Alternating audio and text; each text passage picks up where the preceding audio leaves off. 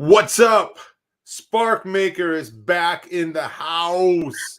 Hey, I haven't seen that. I haven't seen that name in a while.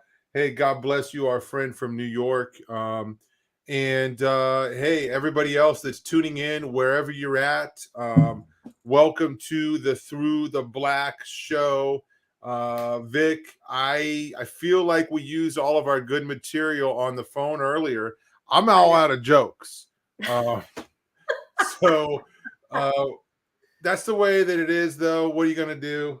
I had to force a hang up. I'm like, Vic, we're hanging up because we're using too much good stuff on the phone, and we're not gonna have anything left for the show tonight. But hey, guys, in case you did not know, yes, it's true. There's a conference coming up actually March 31st, April 1st. 2023. You can go to throughtheblack.com and you can get registered there, buy your tickets. Yes, tickets are on sale, tickets are selling. And we went through the first tier in about a day, okay? Which all of the first time, the early birds got a special price, but the price now is $44, which is still an amazing price for a conference. Yes.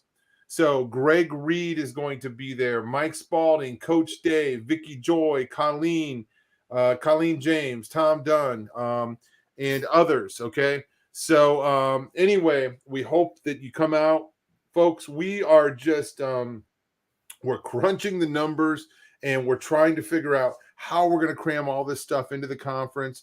We want to train you. Okay. We want to train you. We want to just have you leave this conference a different person. We want you to leave with confidence. We want you to leave with training and be able to just to go out into the world and be an assassin for Christ. Just taking out. So yeah, come on out. Yeah, we will see you there. It'll be here before we know it. Let me say that. Yeah. So oh yeah, that reminds me. Remind me to tell you guys. Yeah, well, never mind. I can't even say anything. So there's something I need to tell you about the conference. We're trying to figure out how we fit all this stuff in. And by the way, if anybody has been trying to get their room registered over the next few days, there's been a problem at the hotel. They switched over their computer system, and there's just been some glitches. That's going to be back up and running. We're waiting to hear back from the hotel to find out when it's ready to go. But there are still rooms available for you to get a room there. To get a good rate, you got to let them know, hey, I'm going to the Through the Black Out of the Darkness conference, and they will give you a discounted rate of $89. So, which is a really good rate for that hotel. It's a nice hotel. Anyway, Vic, how are you doing over there? I'm just trying to get through the announcement so we can get to the show. I haven't even checked in with you. You got any jokes yet? Please say yes. Oh man, a joke? On the spot, no. I don't have any dad jokes. My dad jokes are untranslatable. They're like these highly intellectual dad jokes, and I'm like, what are you talking about? So I got nothing, man. But hey, we got a newbie in the chat tonight, Tom. We got to welcome Under Father's Feathers. Thanks for joining us. Hold on, I had to. Okay, wait. What is it? Show me. There you go. Oh, okay. Hey, yes. Hey, welcome. Thank you. Yes, it is still a new channel, and you know what's cool is we just hopped up over 900 subscribers, which is really nothing. You know, back, Vicky Joy, back in another life, I was on a channel and we had 17,000, I don't know, it was close to 17,000 subscribers. Yeah. So 900 subscribers, that doesn't mean jack to me. Not true. I appreciate every subscriber, and I am thankful for you guys. And you know what? We are very happy to earn every one of you guys, and we're glad that you're around. So let us know what you think. We love the feedback. We love the comments. We are a lot of times, Vic, working hard to try to come up with stuff to talk about. and tonight is no exception. But before we get into the show, I want to talk about this news story here. We don't talk a lot about like current news. Is one thing that we've changed. We used to do that a lot. We're not doing that as much anymore. It's not so much a news story, but something that came across on social media. Some people sent it to me, and it popped up in some different places. So check this out. Mm.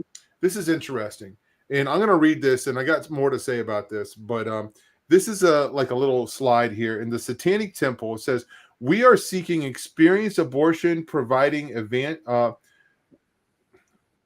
Hold on, I'm not reading that right. We are seeking experienced abortion providing advanced practice nurses to join our efforts to expand abortion access. This will be fully remote, PRN, or part-time contract position. Applicants must meet all minimum qualifications listed. We strongly encourage applicants from all backgrounds to apply. So, folks, what's happening since the fall of Roe is the abortion providers, the lovers of human sacrifice, are scrambling to make sure babies are still sacrificed. Okay. So what does the fall of Roe mean? I don't want to be too pessimistic, but sometimes I feel like it doesn't mean a lot, but it does. It does. It is great news. And it's changed the way our enemy, okay, and our enemy is the devil, has manipulated his people, and how the followers of our enemy are strategizing to continue the sacrifice. Okay, so here's a great example. The satanic group wants to maintain, bloodshed, and that's what they're doing. So there are groups, of course. I don't want to say I don't want to say any of their names. We're using this one as an example. But Vic, they have kind of got reorganized, and now they have these. They're planning on taking these mobile operations right up to the borders of states and killing babies right on the state line. So there's different groups doing this, and the pro-lifers have responded in a similar way, where they're going to take mobile vans where you can get an ultrasound and go right up to the border. So we are entering the time of the abortion wars, no doubt about it. So have you heard about any of this? Yeah, I've heard little bits, and going right back to within a day or two of after it fell.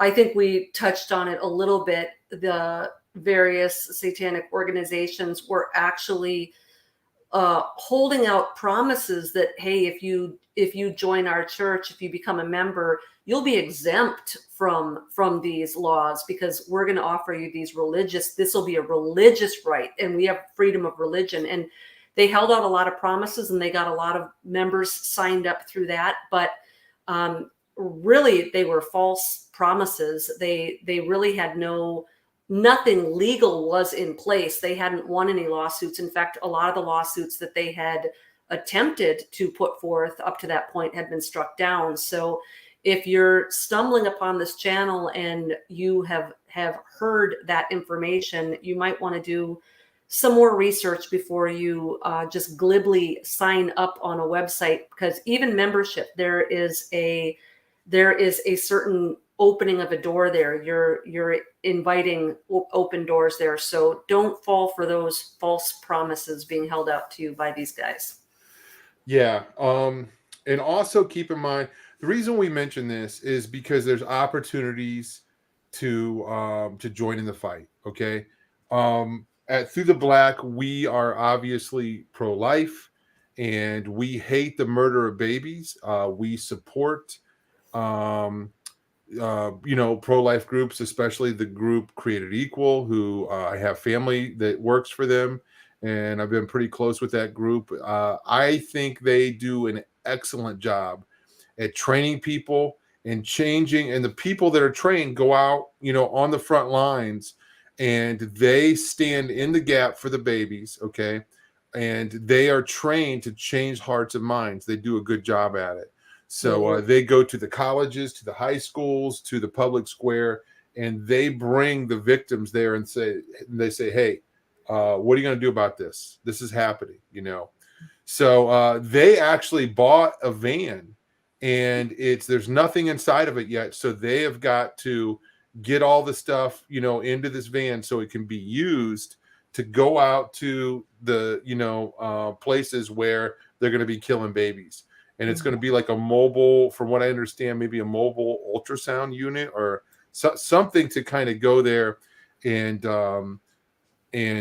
rescue the babies. It's like, maybe did they call it a rescue van? I don't know.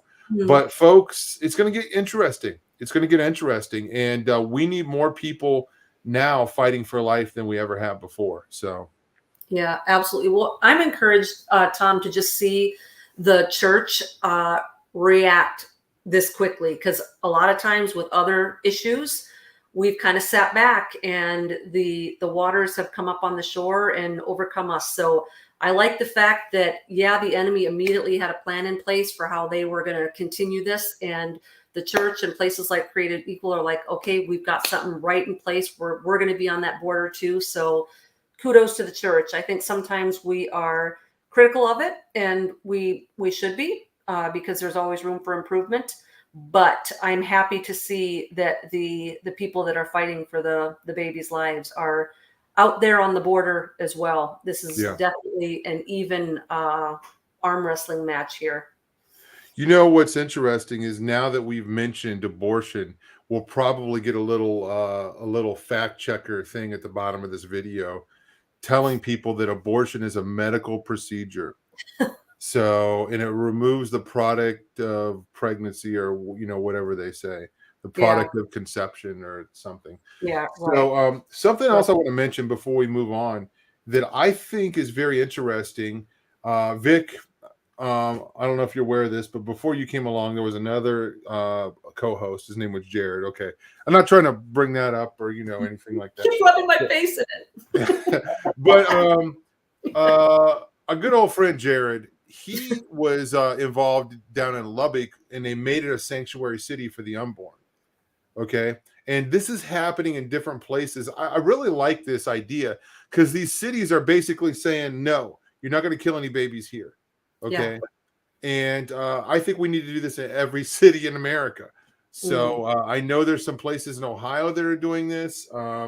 Maybe I need to get more involved locally. I've thought about it, and it's just like, okay, yeah, I don't need another thing to do. But I was kind of hoping somebody else would do it locally, you know, and if they do, I will support them. So anyway, that is happening. There's a website out there where you can look it up, and there are people that will help you make that happen in your state, in your city. That could be something that somebody out there is interested in. And folks, who knows?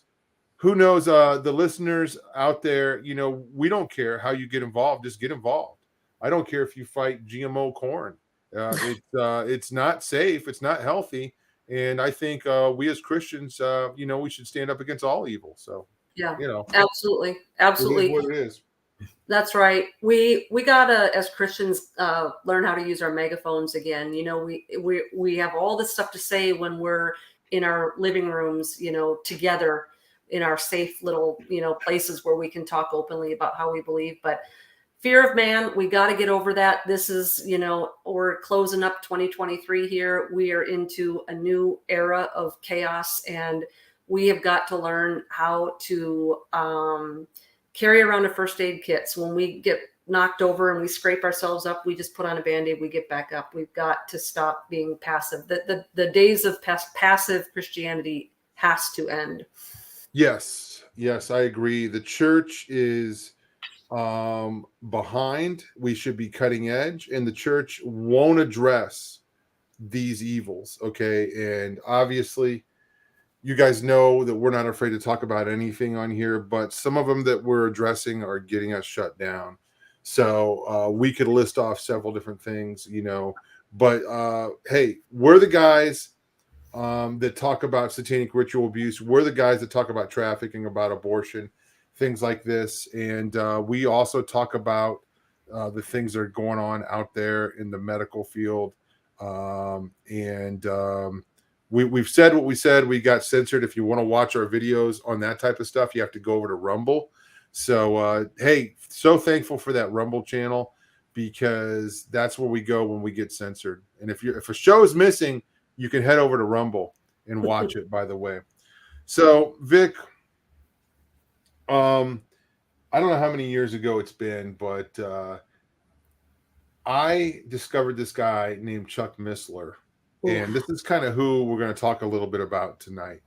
Yes. And man, wow. A friend of mine that I met a guy in Chicago, and this guy, out of the kindness of his heart, he burnt on a MP3 discs all of the Bible studies of Chuck Missler.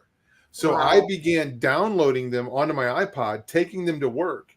And then I would just go through books at a time. Now, I never made it all the way through the whole Bible, but I went through a lot. And what I learned blew my mind.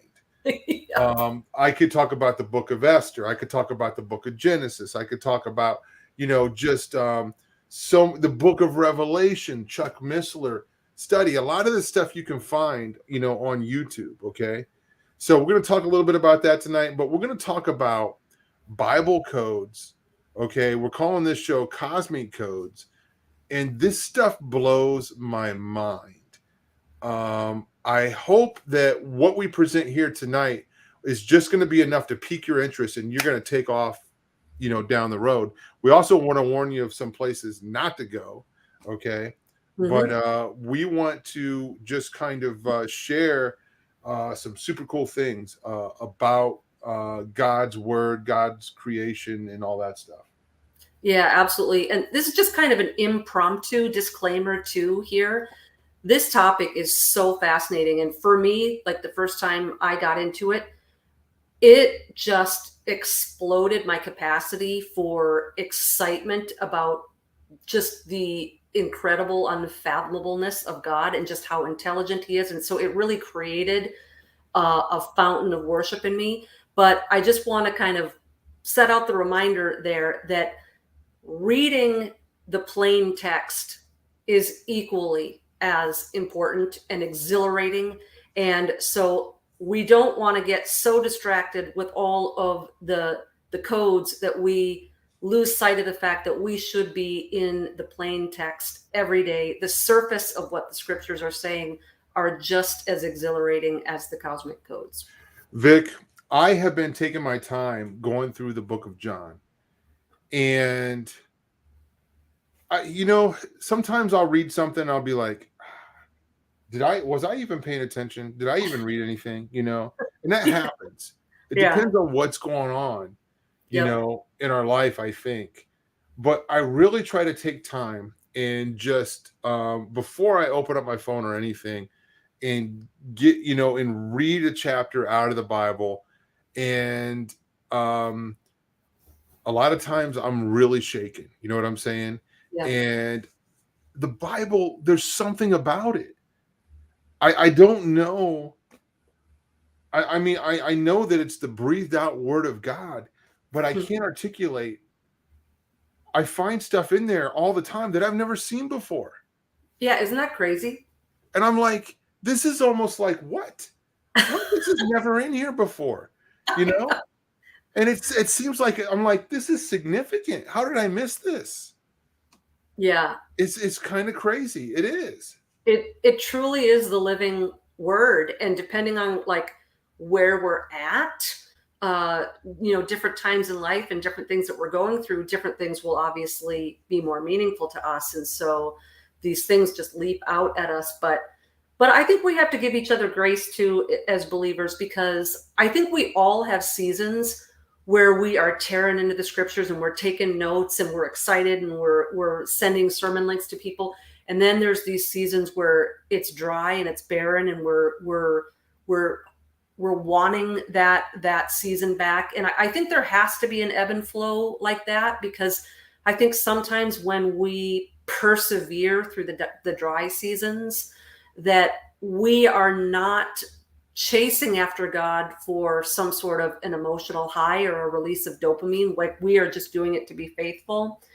And, I've been on this kind of quest going through the book of Isaiah 6 verses at a time so that I can really focus on what's in there and I can look at commentaries or pray through it or whatever. 6 verses at a time. And so it's a big book. So I've been in it for months and months. And I tell you, it's a difficult read some mornings because there's a lot of dreary stuff in there. There is a lot of judgment against the people of God, and there's a lot of diaspora stuff. And it really is interesting when you go through a book like Isaiah or Jeremiah or Job, one of these that's really long and it can be just very weighty.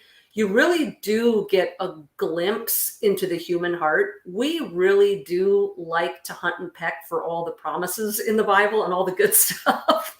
And when you have to hover in those prophetic books where we have to come to grips with how God views our sin and the accountability that one day is going to be there for that. And it is hard to, I think, sometimes hover in those areas, but it is essential that Bible study is not a constant quest to shut the book and feel good all day. Sometimes not feeling good is a good place to be.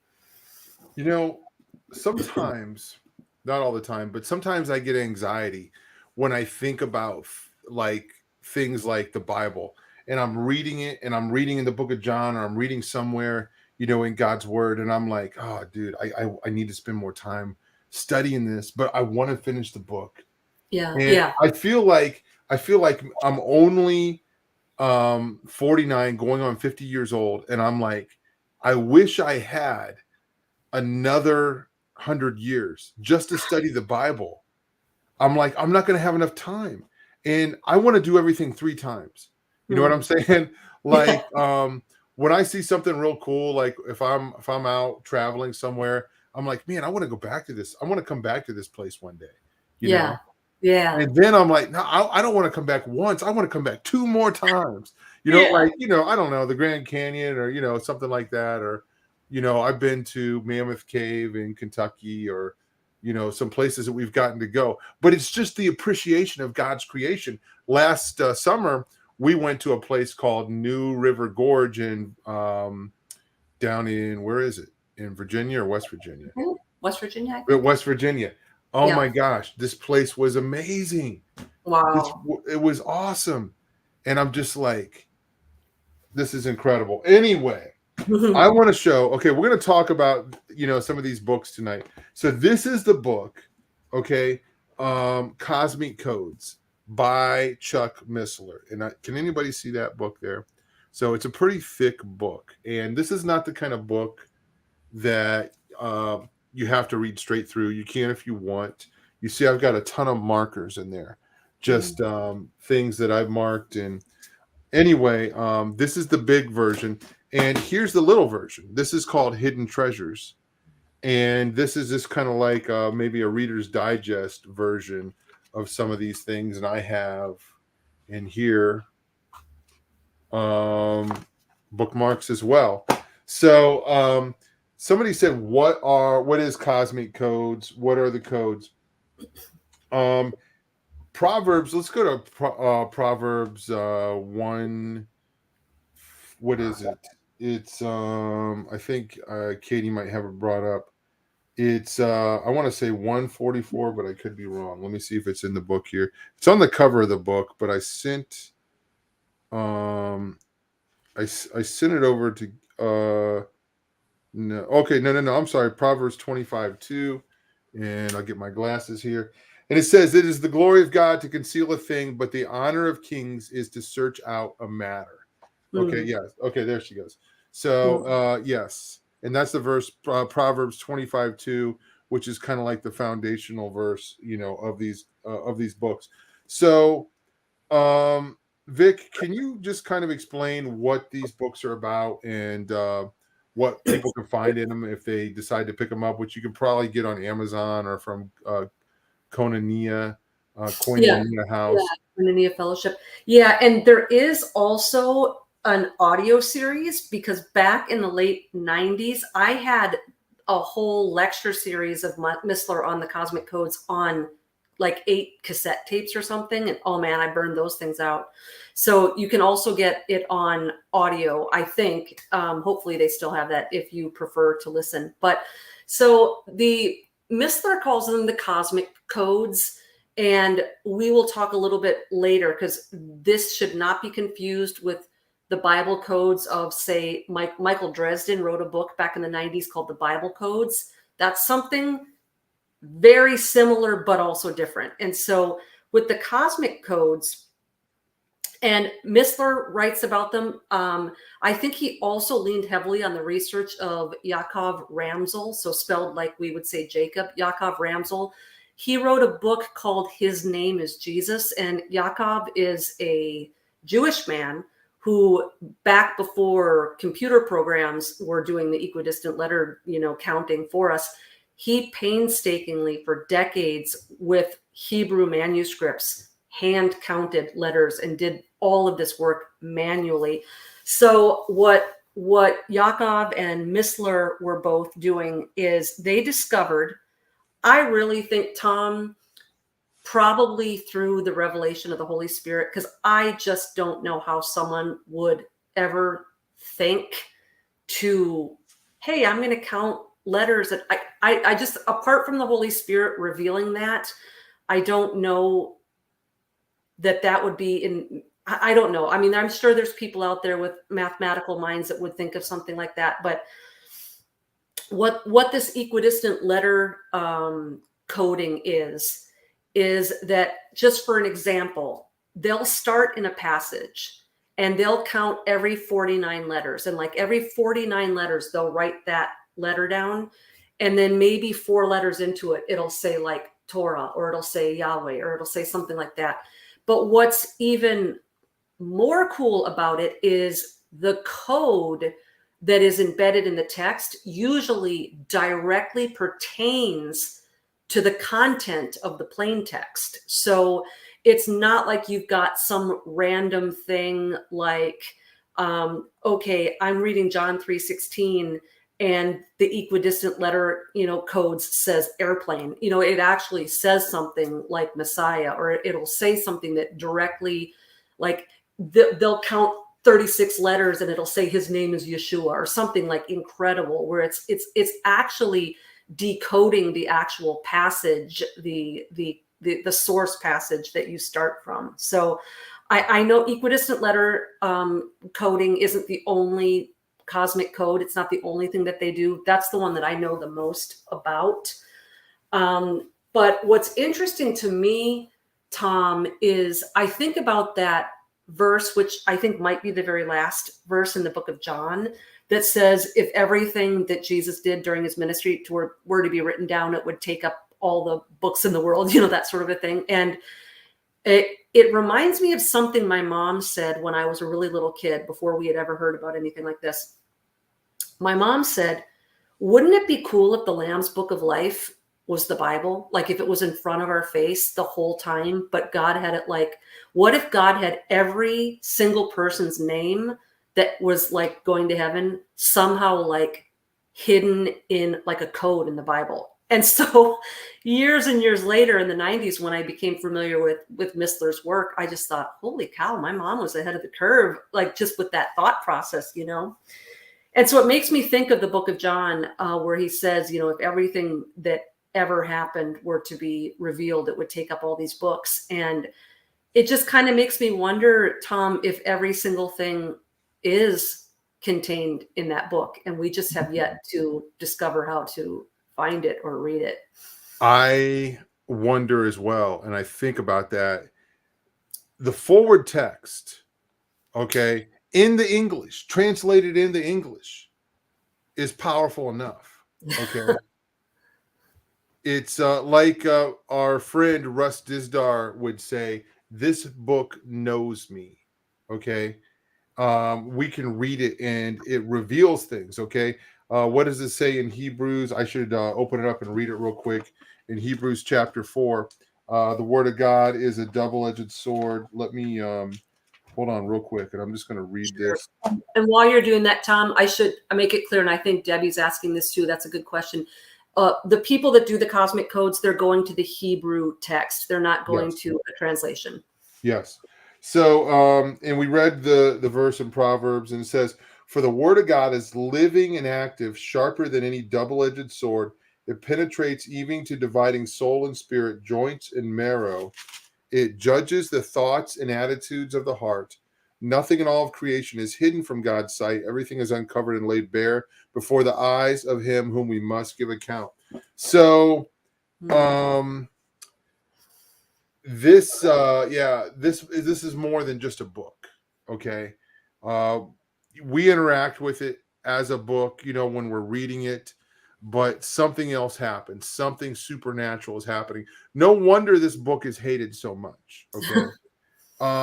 The Book of Mormon, okay, other text, other sacred texts, they don't hold up, okay, to these tests. Okay. Now we know that they're doctrines of demons, okay, and yeah, demons have abilities to put codes and things in there. I'm not familiar with any, but and we know these are sacred demonic texts, but there's nothing like this. So you mentioned the equal distance letter sequencing, Vic, in the first 5 books of the Bible, known as the Torah. Okay, pinned down by Moses. Okay, but given to Moses by God. Every 49 letters, which is a multiple of 7, you can find. What is it? I'm going to mess it up. I can help you out here. Jesus is the Messiah. Okay, I think is what it says. Okay, or Yeshua is the Messiah. And then, okay, the first 2 books of the Torah, it goes forward. Okay, the message does. The last 2, it goes backwards, and in the middle one, there's a different equal distance letter sequencing, but it's basically pointing to the middle verse. Yes. The middle code. Yeah. Another example is in Isaiah 53. I think there's equal distance letter sequencing, and we can find every person, okay, in the book of Isaiah 53 that was at the foot of the cross. Right. Okay. Okay. And this scripture is talking about, okay, of course, by his stripes we are healed. It's talking about, Jesus before. It's a prophecy about Jesus. Now, here's another one in Genesis. During creation, there's a certain part in there where you can find equal distance letter sequencing that mentions every tree that's in the Bible. It's written about. I don't know how many trees there are written in the Bible, but you can find every one of them in an equal distance letter sequencing in the book of Genesis. Okay. And somewhere in the first few chapters, I think. Okay. Yeah. So anyway, go ahead, Vic. That's amazing. So yeah, the Torah one you were talking about, what that is in Genesis and Exodus, every 49 letters in Genesis and Exodus from left to right, it spells Torah in Hebrew. And then in Numbers and Deuteronomy, every 49 letters backwards, it says Torah. So it's like arrows pointing at Leviticus from both directions. And then in Leviticus, every 7 letters, which 7 is dividable, it's divisible by 49, smack dab in the middle of Leviticus, every 7 letters, it says Yeshua. So the word became flesh and dwelt among us. Yeshua is in the middle, and everything in the Torah is pointing towards this is the embodiment of the Torah. This is the fulfillment of the Torah. This is the living word become flesh. So it's impossible for Moses to have done this. Yeah. I don't care if he had a supercomputer. I just don't believe it could have been done. He probably did. Yeah. Yeah. So, okay. Here's another example of a Bible code. Okay. Katie, if you could bring up that first slide, and we're going to look at the names, the genealogy of Noah here. So, up the other slide. Do you have the other one? Yes, there we go. Okay. So this is the genealogy of Noah: Adam, Seth, Enosh, Kenan, Mahalalel, Jared, Enoch, Methuselah, Lamech, and Noah. I used to be able to say Mahalalel. Did I say it right? Mahalalel. Yeah.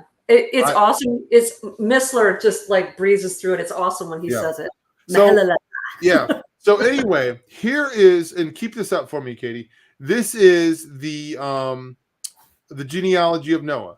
Okay, from Adam to Noah. These are, you know, the parents and the grandparents and the grandkids and all that. So all of these names have meaning, right? So for example, Adam, his name means man. Okay. And I haven't done this in a while. I used to teach this in a Sunday school class all the time. It would blow people's minds. So, okay, let's go to the last one. Noah's name means rest. Okay. Methuselah's name means his death shall bring. Okay. That's kind of a crazy meaning to your name. And I don't know, you know what I'm saying? It's like, okay, what were these parents thinking when they decided to name this? Okay. But Methuselah, you know, he lived to be very, very old. Okay. And it's all tied in with what's happening here. Okay. So his death shall bring Lamech, I forget what that word means. So anyway, but all of these names have meanings. If we put the names together, it gives us, you know, a message. So let's go to the next slide, and we can see here, okay, and we can see the verses, and it says Seth's name means appointed, okay. Kenan's name means sorrow. Mahalalel means the blessed God. That's a pretty cool name. I like that. Yeah. Enoch means to train or to teach. So if we put them all together, we have man appointed, mortal sorrow. The blessed God descending to teach or train, his death shall bring the despairing rest. So awesome. God's going to send a savior is basically what that means. Because man has mortal sorrow. Anyway, very crazy. And I'm sure this is not the only time that this has ever happened in the Bible, but it's just an example. Again, it's code on top of code on top of code. Yeah. You know, mixed in. Like in Genesis, you have the equal distance letter sequencing of the Torah. Okay. Yeah. And then you also have the one about the trees. Then you have, you know, there's stuff in Isaiah, and these things cross over. And then you have in the upfront story, man appointed mortal sorrow, right? Yeah. So, you know, we've got all these quantum computers now that we're hearing about, and these qubits, and how we're able to process like data in seconds that, you know, would have taken years before, and just the speed of these quantum computers. What they're trying to do is recreate the mind of God, because that's who they're competing with, right? That's who they're trying to overthrow. And so you have to think in terms of the mind of God is beyond any supercomputer we've come up with to this point. And it just makes me think, you know, there's codes in our bodies. That's what the DNA is. Our whole entire structure of who we are, our existence, is a code. And there's letters embedded in the DNA. There's the 4-letter structure. And when I think about like the word became flesh and made his dwelling among us. So like the word became this bundle of DNA, right? He at one point became a human being with a genetic code, and then we're in his image. So we have this genetic code. And I know there's great videos out there that talk about when you have the double helix of our DNA, there's bridges. So when you see the drawings, there's all those little lines that are connecting the mRNA and the DNA. The little bridges actually have a sequence. They go in order. So kind of similar, Tom, to, I don't know if you've ever seen Missler's bead of necklaces that's in Morse code and spells out the first verse of Genesis in like Morse code using black and white beads. It's kind of like that. The bridges go every like, is it 10 every 10 strands, and then 6, and then 5, and then 6. So you're going to get a bridge at every you've got the different proteins. So if you've got like 100 proteins in the strands, there's a bridge at 10, a bridge at 6, a bridge at 5, a bridge at 6. And I might have the numbers wrong, but they correspond to the Hebrew letters of the alphabet, to the tetragrammaton: Yod, Hey, Vav, Hey, Yod, Hey, Vav, Hey, Yod, Hey, Vav, Hey. So the bridges that connect all our DNA spell out the name of God, our creator. And so interesting then to kind of think about the last few years and the potential changing of that DNA structure, and what that would do to destroy that code or that image imprint. But so it just, all my meandering here is just to say that the living word who is imaged in us, that I think these codes aren't just in the scripture. I think this genius that we've assigned the title God to, this genius mind is putting his codes in the Bible. He's putting his codes in us. He's putting his codes in everything he's created. That's why we're without excuse, because we can know the truth just by what has been seen in the visible. So I think it goes even beyond these codes in the word. I think these codes are everywhere, in the stars, in the creation, in our bodies. I think they're everywhere. So, yeah, we think about what's been talked about for years now, the Internet of Things and the connectability of computers, watches, refrigerators, any kind of appliances in cars, right? Well, Yeah. God was the originator of the Internet of, codes and things, right? Everything is connected, and I don't know if anybody has seen the movie, The Bethlehem Star. Have you seen that movie? No. Oh my gosh, it's incredible. So this guy, guys, go watch this movie. I think it's called The Bethlehem Star, but it basically tells about the birth of Christ. Okay. And he went back and he examined all of these patterns in the heavens, and he was able to find the Star of Bethlehem. Okay. Oh, okay. And the stars that made up the Star of Bethlehem was actually several different stars that lined up.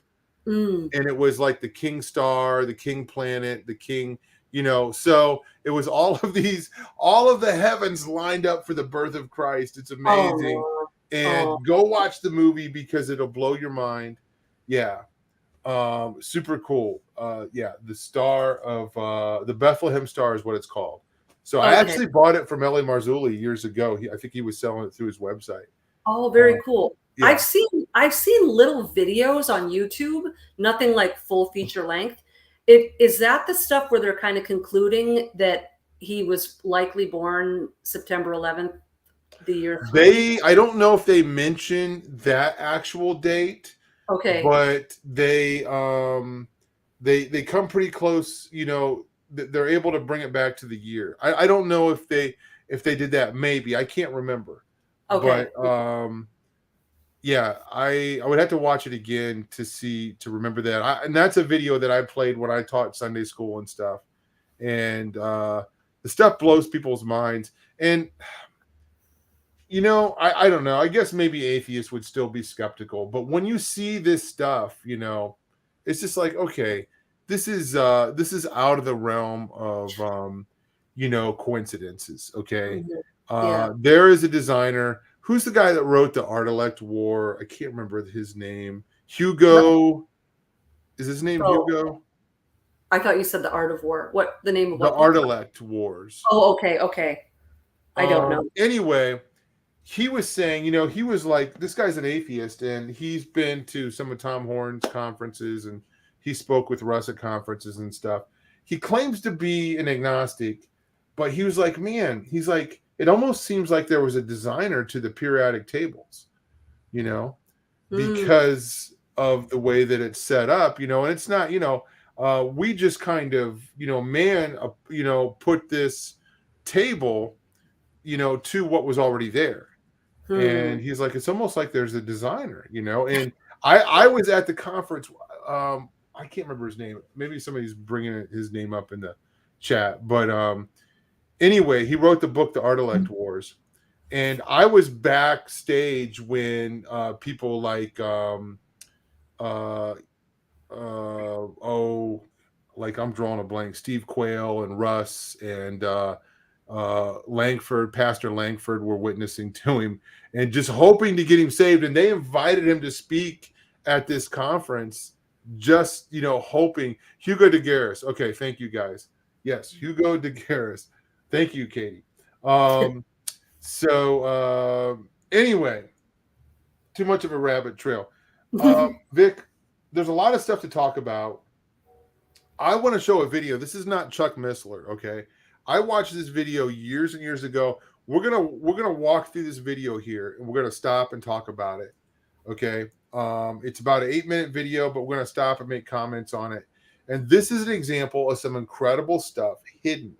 Okay, one of the first things you're gonna see him talk about is in the first verse of the Bible. They talk about what the universe is made up of: time, space, and matter. Okay. Okay.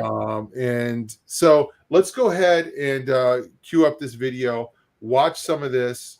And I watched this years ago. Then I figured out tonight when I was listening to it, I was like, oh, this is Carl Gallups.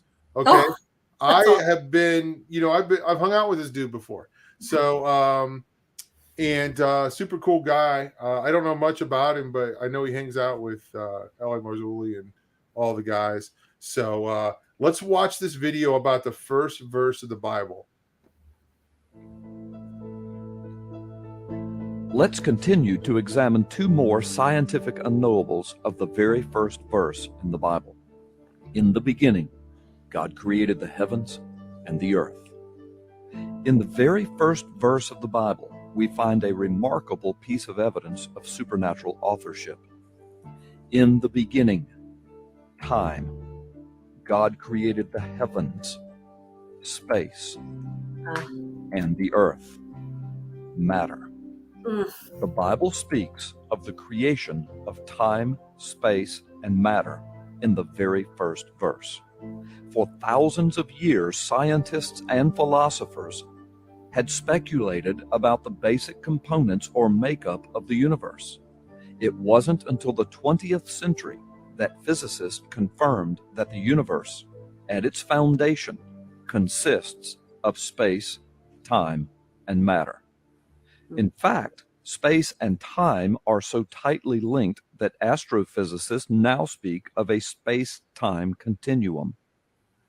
While scientific and philosophical speculations about the basic structure of the universe has varied widely, the fact that the universe consists basically of space, time, and matter, a scientifically accepted fact since the 20th century, was clearly foreseen in the very first verse of the Bible, written 30 centuries ago. How could the writer of Genesis and the first verse of the Bible have known of this scientific truth that would not be confirmed until over 2,000 years later? Okay, so pause it right there. I've heard other, apologists, talk about this and explain it: time, space, and matter, the Trinity of Trinities: time, past, present, future, space, length, depth, height, okay, matter, solid, liquid, gas, okay, call it the Trinity of Trinities, okay. So, it's just amazing that all this information is there and it's just taken for granted, right?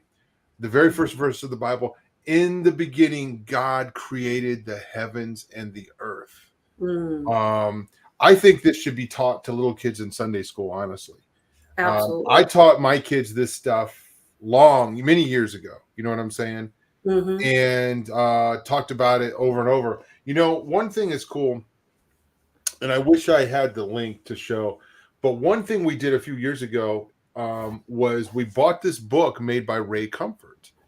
and it was about nature and about how man has copied nature to build, to design things. Okay. I can't think of one thing in the book right now, but like an example would be they designed airplanes after birds, right?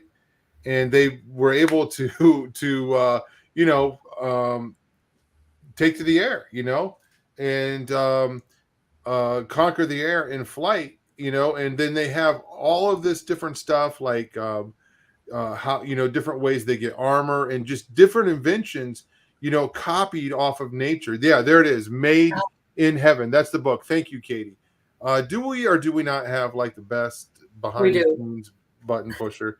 So yeah, so I actually bought this book for my kids, and I bought a copy for Jared's family, and so it's a really cool book. It's full of just like really big, colorful pictures.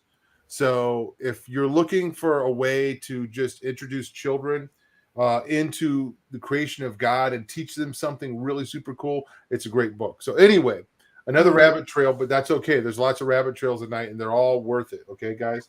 So anyway, Vic, any comments on that that first part right there? Yeah, I love that video. And where I thought he was going at first, because I hadn't seen this one, is I've seen other similar videos that just break down the word Bereshit. And this actually coincides with the cosmic code that we're talking about as well. If you just take the Hebrew letters that comprise so it doesn't say in the beginning in the Hebrew, it says beginning. Bereshit is the first word.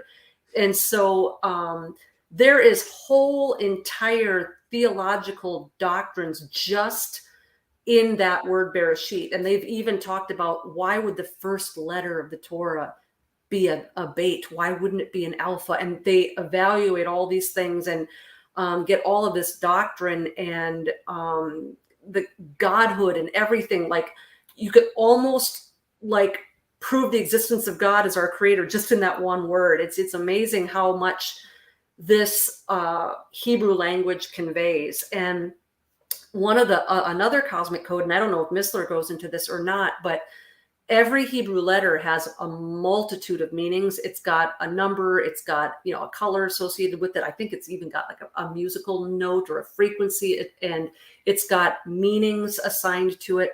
And so you can just take one word in the Hebrew scripture, and just by kind of exactly like what we just did in Genesis 5 with the names from Adam to Noah, if you just take the meanings of each letter, you get a whole nother level of a layer of doctrine. And so just to give a little example so people are following me, because I don't know if I'm making any sense, but like the word Sabbath, the word Shabbat, it's 3 letters. In Hebrew, it would be the Shin, the Beit, and the Tav.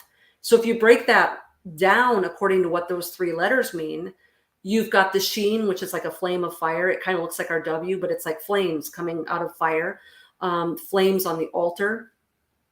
And then Beit is the house or the temple or the tabernacle. So now you've got this image of a flaming altar inside of the tabernacle, the presence of God, God among us. And then the Tav is a mark or a sign. And so this Sabbath carries on this meaning of the sign that marks the chosen people of God, is that they have this tabernacle with the presence of God on the altar in it. And so there's whole entire things just in knowing what the letters mean. I mean, you just randomly pull any Hebrew word out of the scriptures, and you can do an entire word study just on what that one word could possibly mean. I just don't think that anybody could ever finish their study of the Bible when it comes to just all of these things. So, Katie, let's jump back into the video, because I think they're going to talk about some of the stuff that Vicky was explaining. Okay. So let's see this again here. Continuing on, the very first verse of the Bible. Go ahead. In the very first verse of the Bible, we find yet another astounding piece of evidence of supernatural or divine authorship. First, consider this. It is an undeniable fact that the number 7 is a biblical number of completion or perfection, or specifically divine authorship. Over 500 times in the Bible, the number 7 is used to show the touch of God or divinity upon something. This begins with the 7 first days of creation, and the 7th being declared by God as holy. When we look at the natural world around us, we discover that there are amazing arrays of 7s. There are 7 continents on the globe. Modern geographical classification schemes count 7 oceans in the world. There are 7 colors in a rainbow.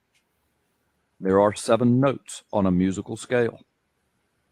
There are 7 stars in the Big Dipper, and this heavenly sign has been used to point to the North Star or the guiding star since the most ancient of times. 7 objects in our solar system are visible to the naked eye.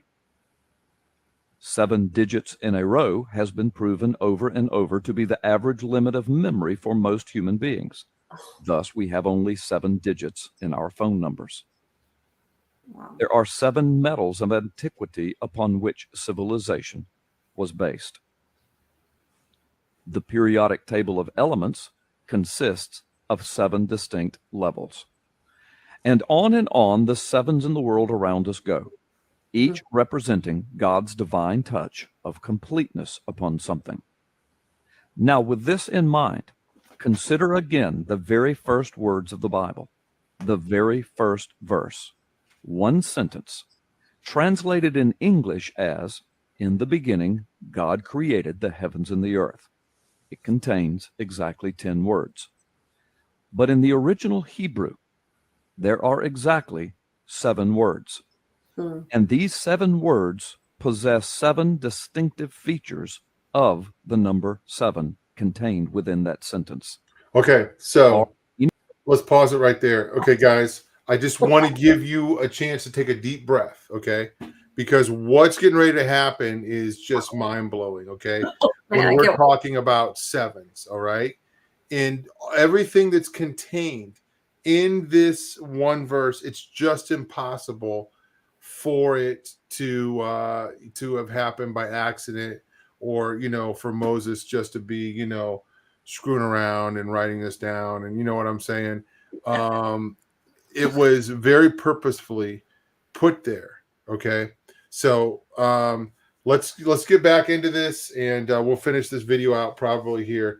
But and there's some more. There's a lot of 7s in the Bible. I'm going to share something here in a little bit, but go ahead, Katie. As far as anyone has been able to determine thus far, only this one verse in all the Bible contains 7 features of the number 7 out of 7 words. Consider these 7 features. Feature number 1. The number of Hebrew words in this verse is exactly 7. Feature 2. The total number of Hebrew letters in the 7 words is exactly 28, or 4 times 7. Feature 3. The 3 leading words in this verse of 7 words are, of course, God, the subject, and heavens and earth, the objects. The number of letters in the Hebrew words that make up these 3 words is exactly 14, or 2 times 7. The number of letters in the remaining words of the verse is also 14, or 2 times 7. Feature number 4. The expression of the 2 objects of this sentence, the heavens and the earth, in Hebrew, is made up of 14 letters, or 2 times 7. Feature number 5. The shortest word is in the middle. The number of letters in this word and the word to its left is 7. The number of letters in the middle word and the word to its right is also 7. Feature number 6. There are 3 important nouns in this first verse: God, heaven, and earth. The numeric gematria values of these 3 nouns are 86, 395, and 296, respectively. Gematria is the 3,000-year-old Hebrew rabbinical practice of assigning numerical values to each of the Hebrew letters. When these three numerical values are added together, the total value is 777, or 777, or 111 times 7. In God's manner of biblical expression, this triple intensification of his perfect number 7 is the strongest possible manner of speaking the touch of his divinity. And feature number 7, the numeric value of the only Hebrew verb in this verse, created, or bara, is 203, which is exactly 29 times 7. These sevens, these numeric features or facts, are strangely hidden beneath the surface. They are truly beyond the view of ordinary readers of the Hebrew text, and they are discovered only by special investigation and counting. Surely they could not have been foreseen or purposely placed there by the original author. According to the law of chances, for any one feature of a 7-word sentence to be a multiple of 7 accidentally is only 1 chance in 7. But for 7 features of this one 7-word sentence to be a multiple of 7 accidentally is 1 chance. And that's, people get the picture there. Any response to that, Vicky? Wow. You've got like every component of human knowledge in that one sentence. You've got mathematics, complex mathematics. You've got grammar, and you've got all of science with the space, time, and the matter. And I mean, it's funny how people talk about not only the Bible being an outdated, arcane book that's, doesn't know anything about science, and, but here you have in the oldest book, the creation account, which is what people discredit the most, because, the creation of the world is for knuckleheads who don't know science. And, it's interesting to me how all of the building blocks of what human beings consider knowledge, the things that you spend 17, 18 years in school trying to acquire, is all being displayed with perfection right there, just in the written word of God. Yeah. And I don't know about all this stuff. Okay. I think it's fascinating, like the gematria. Okay. Very interesting. You can take some of these, like a word, I think, and I could be getting this wrong. You might know this, Vicky, like the word pregnancy in Hebrew, is when you add up all the numbers that, for the letters that represent the numbers, when you add up that value, it's the same amount of days of a 9-month gestation period for a woman. So, give or take, depending on, what how that happens. But obviously, the doctors are only guessing, when they give a due date, but we know it's 9 months. So, and then there's other examples, of that as well. While we're talking about 7, I want to read this. Okay. This is out of the book Cosmic Codes, okay, by Chuck Missler. So check this out. A design challenge. Consider the following assignment. Try designing a genealogy, even from fiction, which meets the following criteria. The number of words in it must be divisible by 7 evenly. In each of these constraints, it is assumed that the resulting division are without any remainders. Okay. The number of letters must also be divisible by 7. Okay. The number of words, the number of letters must be divisible by 7. Not too difficult so far, but let's include a few more constraints. The number of vowels and the number of consonants must also each be divisible by 7. Okay. The number of words that begin with a vowel must be divisible by 7. The number of words that begin with a consonant must be divisible by 7.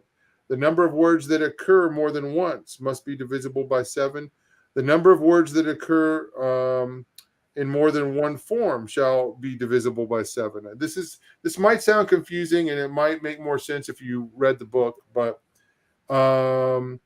the number of words that occur in only one form shall be divisible by 7. Here we go. Number 9, the number of nouns shall be divisible by 7.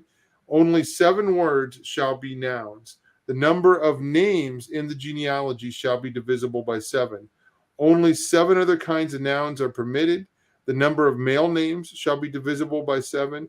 The number of generations shall be divisible by, the number of generations shall be 21, also divisible by 7. A challenging assignment indeed. Could you do it? So he's kind of setting up this, this thing here. He's saying, could you write, in fiction, a genealogy and the names in it, and this is everything you got to do. You got to put these, you got to make up these names, but you got to put these names in it, and it has to have all of these divisions of 7 in it. It says, if you encounter such a genealogy, would you attribute such characteristics as these to random chance? These have all been met in the first 11 verses in the Greek, in the genealogy of Jesus Christ in Matthew chapter 1. The heptadic 7-fold structure of the Bible has been much studied and is the subject of numerous volumes in the past, but none are more provocative than the words of Dr. Ivan Panin. So, and then it goes on. I'm not going to read that. But anyway, for anybody that's got the book, that's on page 92 and 93 of Cosmic Codes. I love that, Tom, because one of the first books I wrote, I was finishing a project because my mom was halfway through a book when she died, and I thought, well, I'll finish it for her. And I had never really considered myself a poet up to that point, but she was writing a poetry book where she was going to rewrite all 150 of the Psalms using 150 unique styles of poetry. So she couldn't reuse the same style of poetry twice. So when she died, she was halfway through. She had 75 of them. And so I got this like big old out of print poet's handbook with all of these different styles of poetry. And Tom, I felt like I was back in school. Like a lot of these poems, it was like that. It had all of these rules. Like it has to be 4 syllables, 10 syllables, 4 syllables, 10 syllables. And then the third syllable of every other line has to have an internal rhyme. And then you have to have an A, B, B, D, D. I mean, some of them got so complex that my brain hurt even just getting the rules set. And some of the forms of poetry, like some forms of Gaelic poetry in particular, is extremely difficult. You have to end in rhymes, but they have to be 3-syllable words. Once you get into 3 syllables, it's hard to find words that rhyme. And it was extremely challenging to write 75 different poem forms. And then you're taking a psalm that already exists. So you have to say the same thing and you have to find a new way of saying it, but you have to fit into this very specific template. So what kind of made me feel some emotion there as you were reading that is, God has put his fingerprint on every single one of us. He's given us all unique abilities, talents, gifts, personalities, but all of them have some sort of a fingerprint of who he is. And I'm not ever going to be a scientist. I'm never going to be a math teacher. There are aspects of the mind of God that I will never emulate.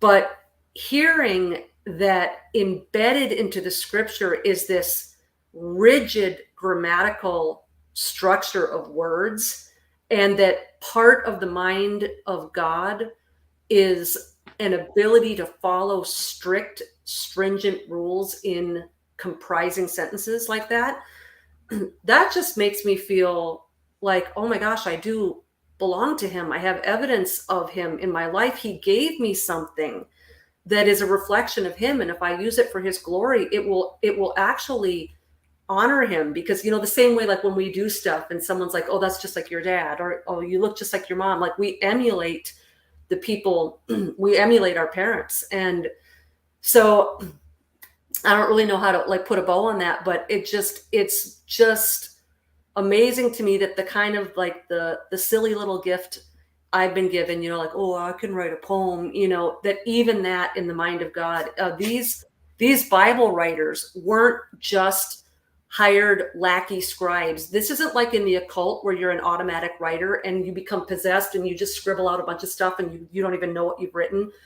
Like for God to sit with these like 40 some authors of scripture, and that it was actually this act of inspiration where he was using their minds and their personalities and their giftings and working through them and working through their limitations and allowing his glory to shine through what they put on paper. That's just really meaningful to me. No, again, I get overwhelmed thinking about these things, and it's just like, I remember when I was a real little kid, I used to think about, okay, who created God? I mean, I don't know why I was having those thoughts, right? I did too. I did too. I understood the concept of God and God created us, but I was like, okay, who made God? Because my finite mind could not understand the infinite. Right. But now that would give me a little bit of anxiety, not that I was worried, about where God came from, but it just made my brain spin inside my skull. Okay. Yeah. But now this stuff does. Yes. Because Vic, we're not even going to have time to talk about the Fibonacci tonight. Oh. And those patterns. Dang it. I would love to sit down and talk about these things. I used to teach these things in Sunday school, actually. And I had a class, it was called archaeological something. I don't know. I forget. And I spelled archaeological with an arc, ARK. Yeah. And it was kind of cool, even though I was taking from everybody else. Nobody heard of Chuck Missler, right? So it didn't matter. Nobody heard of Russ Dizdar. So, and I gave credit to everybody, but everybody thought, wow, nobody ever told us this. How do you know this stuff? And people's minds were blown, in these classes. But I played the videos of the Fibonacci. I played the videos of the Mandelbrot set. Have you ever seen that, Vic? No. Oh not. I know about the Fibonacci. I tell you what, I grew up hating math, but once I saw this video, I was like, oh my goodness, this is insane. I don't know how to explain it, but the Mandelbrot set, it's an equation where you find design in mathematics. And numbers have never, you know what I'm saying? Numbers are numbers, okay? What we have is we have assigned names to numbers. But before there was the number 3, there was still 3, right? Yes. No matter what it was, even if you didn't know what to call it, okay? Right. So numbers are numbers, and that's always been there. But you can find an incredible, beautiful design in numbers. I'm going to ask Katie actually to bring up a Mandelbrot video, and then we'll play it in a second. She's got a really cool a picture of a pie in the Bible, and it's a diagram or something. We're going to take a look at it. So, but I'm going to see if she can bring up the. So, okay, yeah, this is Vic. I'm going to go ahead and let you explain this here. So this is. I can talk all night about pie. Yeah. Well, go ahead and just take a snapshot of that, because that might as well all be Hebrew there. The land, the sky watchers, God created in the beginning. So anyway, all that to say, hey, there's pie in the Bible. I don't know how to explain it to you, but I trust the equation. So this is something, I'm pretty sure this is out of that Chuck, he might explain it a little bit easier than I can. Number of words, 7, number of letters, 28. Okay, again, all these things divisible by 7. So there you go, folks. For any of our super Wow. genius listeners out there, you can take a look at that and have your mind blown. I was somebody gave me a paper when I was up at the last conference up in Pennsylvania, and it had a bunch of these type of codes on it, and I'm always fascinated by them. I'm like, wow, and I'm like, I just it's so cool to understand this stuff. And when you Hmm. get into like some of Josh Peck's books, you know what I'm saying, and some of the things Tom Horn talks about, and then L.A. Marzulli, when I bought that video with the Bethlehem Star, I also bought a video on the Shroud. Oh, Okay. right. Yeah. And, looking into that.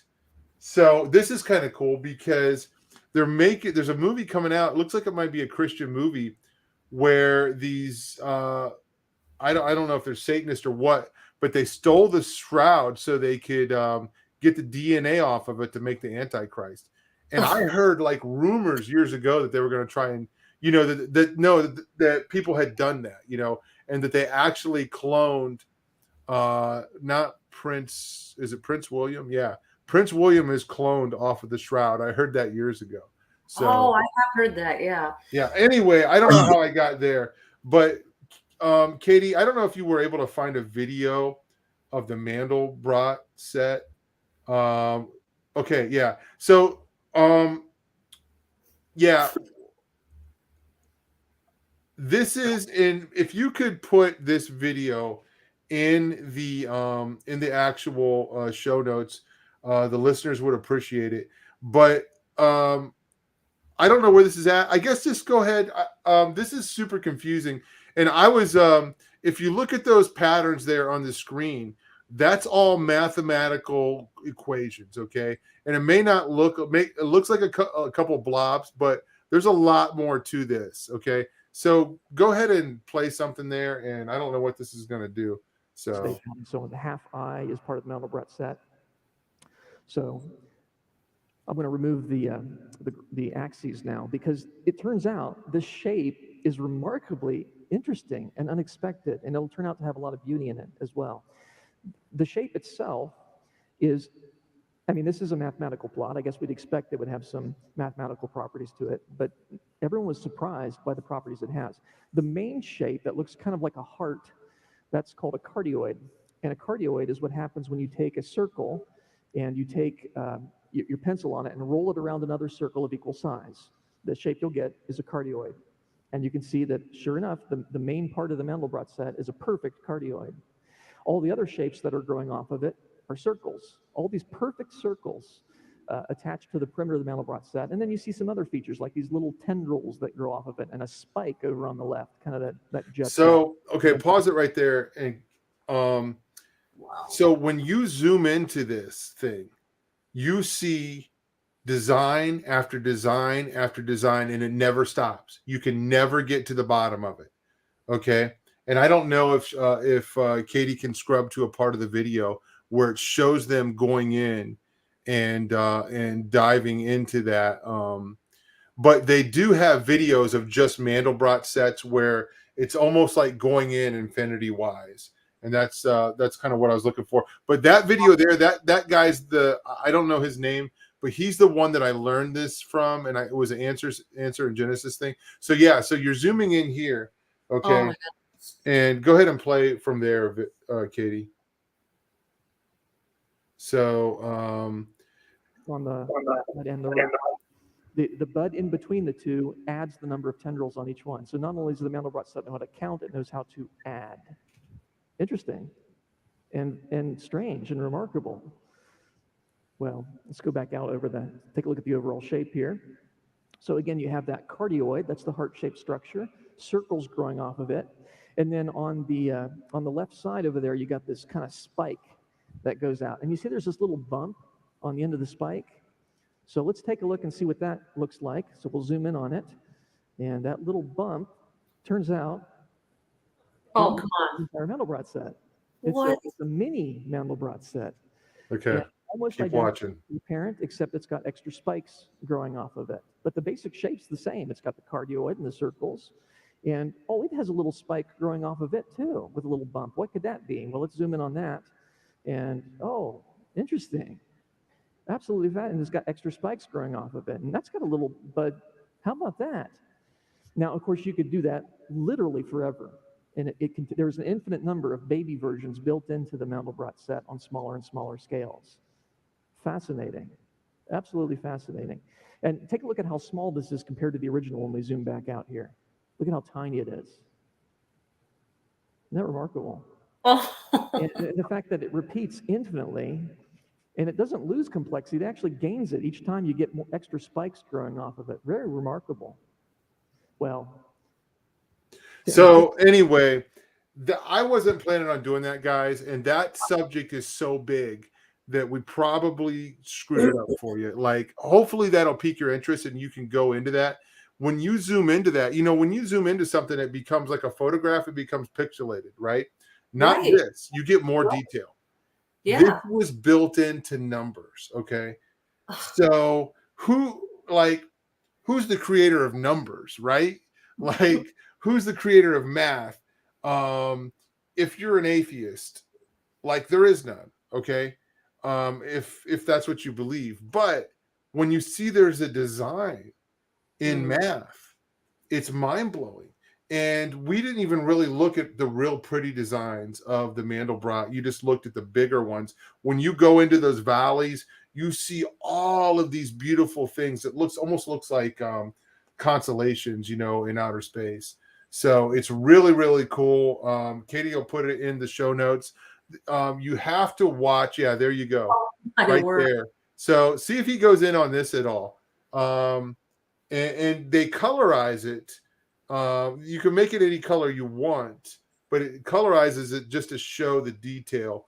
So go ahead and let it play there. Yeah. So you can go in and in and in. Process just a little bit of information at a time, but God's mind is truly infinite. So one of the interesting areas to explore, and what I want to do now is just kind of spend some time exploring this shape that exists in the mind. People are so confused maybe, but let it play. Creation that was only discovered in the 1980s. And we can zoom in, for example, on this cusp between the main cardioid and the disc. And we find they call it the Valley of the Seahorses, because you see over on the right side, it looks like seahorses. They're upside down, is the way we've zoomed in on them here.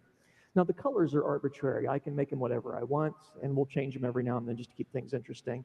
But just keep in mind, black always represents numbers that do belong to the Mandelbrot set, and then colors represent those that do not belong to the Mandelbrot set. And bright colors are very close to being on the Mandelbrot set, but not quite a part of it. So let's zoom in on one of these seahorse structures over here. You see it looks like an upside-down seahorse. Isn't that fascinating? And quite beautiful. And I need to explain a little bit about what this means, because if the points are very bright, that means it's very close to the Mandelbrot set. And you might look and say, but yeah, that bright hub doesn't look like it's anywhere close to it. It is. It's just you need to realize that there is a very thin black thread that's wiggling around and making that shape. You see, it's just so thin. It's thinner than the pixels that the computer can plot. So everywhere you see structure like that, there is a very thin black thread that's winding around and creating that wonderful shape. So really quite remarkable. And who would have expected that little? We're gonna let this play just for another minute or two. When you run but this is really crazy, guys. You get that. I think it's amazing. Well, let's zoom in and find out what this seahorse is made of. It's the central hub there looks kind of like a spider web type structure, right? You got the spokes and the lips around there. And I found from experience, you can zoom in on the center of that till your heart's content, and it doesn't really change very much. It goes on infinitely. So again, the infiniteness of the mind of God. And so I thought, well, okay, let's go off to the side and figure out what the strands of the spider web are made of. So let's go off to the side here, and we find that the strands are made of more spider webs. Oh, come on. It's kind of interesting. And we zoom in a little bit more, and you find that there's sort of two hubs there. You see the bright yellow hubs. And then in the middle, it goes from 2 to 4. And as we zoom in, it'll go from 4 to 8 to 16, 32, 64. It doubles each time. And as we zoom in on that central hub, we find, oh, isn't that interesting? No way. You see it going from 4 to 8 to 16 and so on. And then the course, you have another baby Mandelbrot set.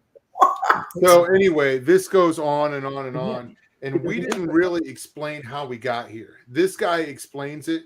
I tell you what, I hated math, but when I watched this video, I was like, whoa! I had a new respect for mathematicians. It will blow your mind. And Vic, we didn't even talk about Fibonacci. We didn't talk, about so many things. When it comes to cosmic codes, biblical codes, codes in God's word. Okay. Many people will hear me hold this book up and say, this was not written by man. It's impossible for man to have written this. Okay. So, I'm blown away by God's word. Just these, the English version of it is powerful, right? Yeah. Vic, I wish I had time to learn Hebrew. I know. I'm so fascinated when I learn Hebrew. The pastor at the church that I go to, he teaches the Hebrew words, okay? Just like Russ did. Russ always did that. He would teach what it meant. Yeah. And it's crazy, the meaning and understanding the meaning of the original word. And then many times these Greek and Hebrew words are root words for a lot of English, words that we have. Yeah. Yeah. So anyway, there's so much to talk about, Vic. What else? Yeah. Cosmic codes. This is one of those topics where no matter how long the show is, you are only going to scratch the surface because God is unfathomable. You'll never come to the end of them. And so I think if we get to the end of the show and people walk away saying, wow, God is actually 10 billion times more complex and intelligent and creative than I even thought, then mission accomplished.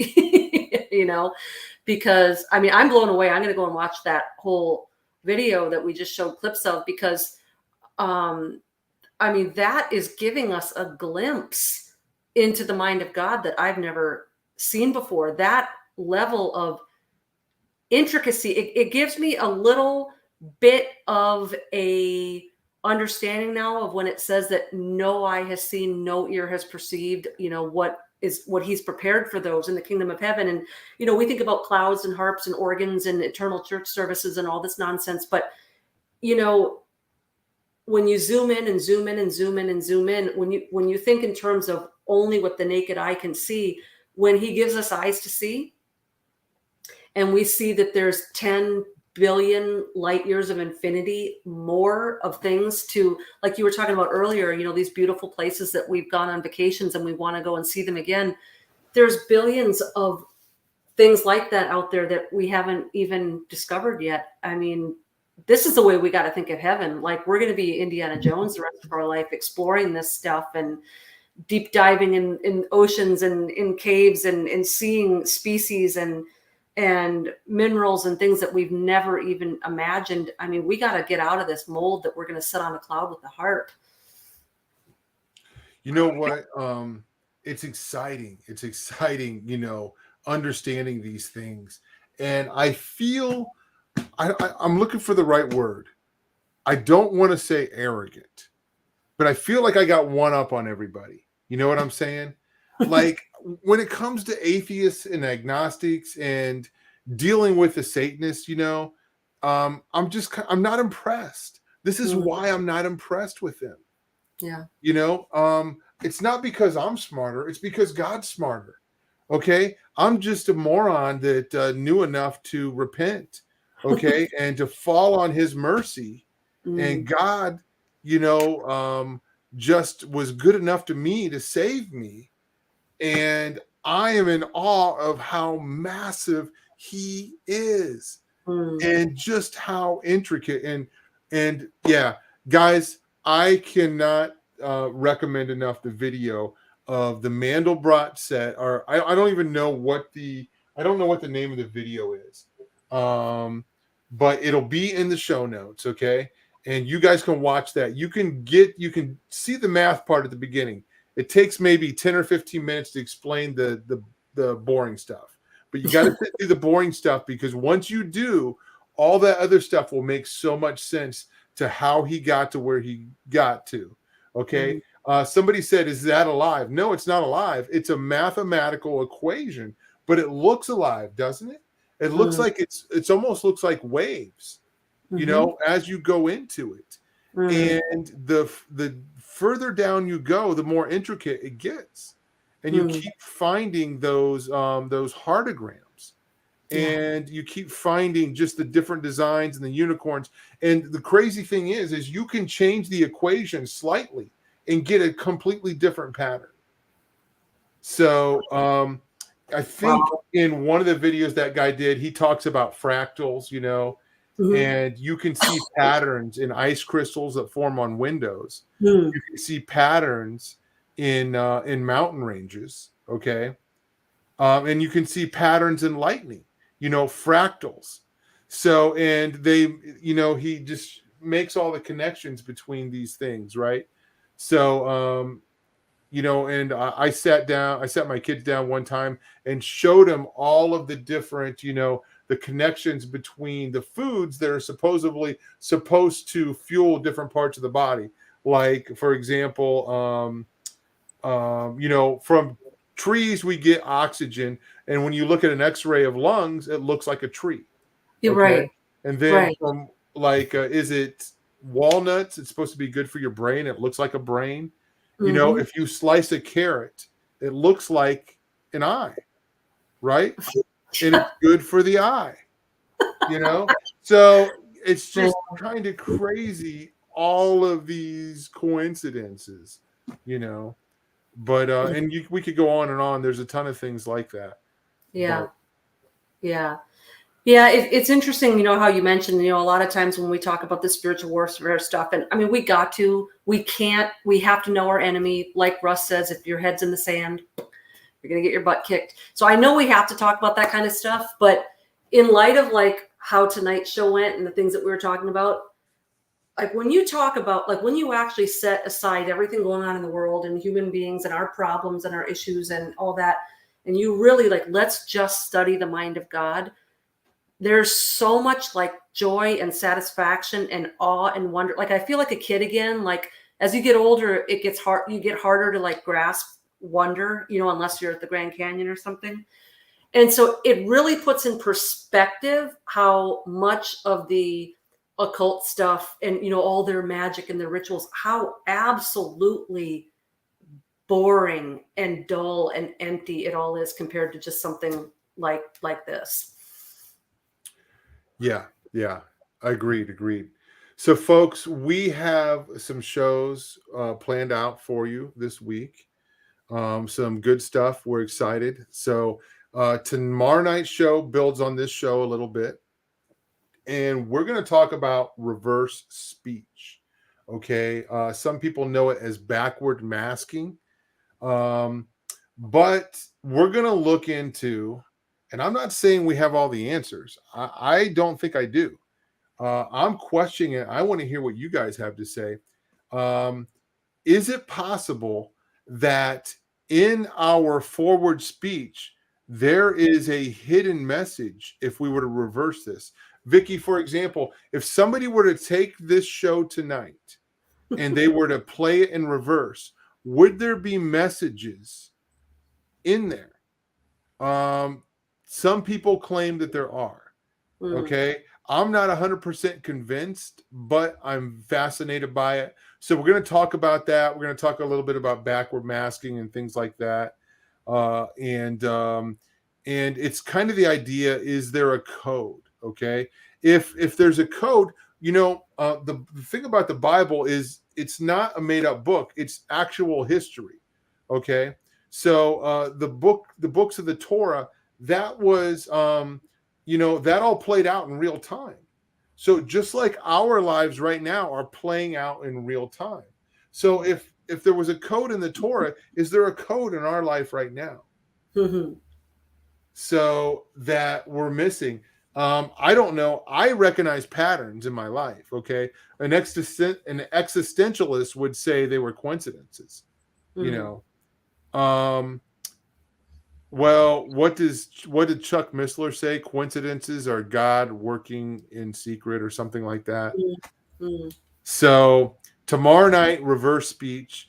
Wednesday night, we have a guest. We'll let you know about the guest later on. But hey, Thursday night, Pastor Sean Carter is going to be interviewed by Colleen. It's the reclamation of Sean Carter. Friday night, we'll let you know on that. It's a song by the artist Lenny Kravitz. So anyway, that's Friday night. And then Saturday night, they're going to be discerning real dark news. So there's going to be jam-packed week for you. Just thank you guys for subscribing, for sharing, for giving us a thumbs up. That helps us out. We appreciate it. And don't forget about Ezekiel 8 clothing. Guys, thank you for supporting those. Those, the sales for those, come in, and we sell a few here and there, and it helps us out. It just helps us kind of keep things rolling. And that means a lot to us. We appreciate that you like the message that's on the shirt. So you can go to throughtheblack.com to check that out. Don't forget about The Lie Effect. By the way, I did start that book. And don't forget about Vicky's book. They only come out at night at lamarzulli.net. So anyway, all of that stuff, we're going to be back with you tomorrow night. And when I find my outro, then I'm just going to leave. Okay.